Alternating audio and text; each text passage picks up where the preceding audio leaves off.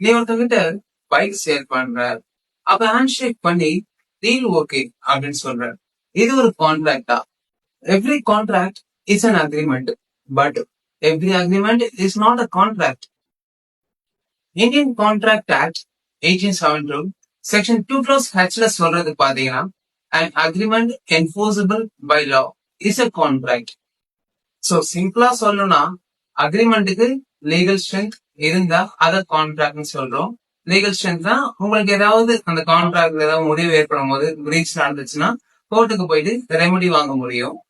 But உங்க agreement contract ஆகிறதுக்கு 5 main essentials இருக்கு. அது என்னன்னு வாங்க பார்க்கலாம்.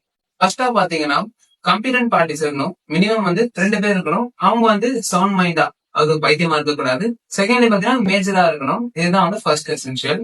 செகண்ட் பாத்தீங்கன்னா ஃப்ரீ கன்சென்டா இருக்கணும். அவங்களுக்கு மிரட்டியோ இல்ல ஏமாத்தியோ அந்த ஒப்புதலை வாங்கிக்க கூடாது.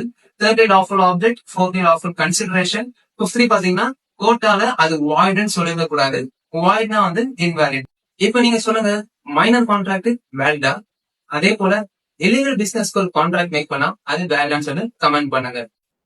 இனிமே ஒரு டீல் பண்ணி ஹேண்ட் ஷேக் பண்ணும்போது யோசிங்க, இது லீகலி என்ஃபோர்ஸபிளா? இதுதான் கான்ட்ராக்ட். சோ இது மாதிரி வீடியோஸ பாக்குறதுக்கு மறக்காம ஃபாலோ பண்ணுங்க. Thank you friends.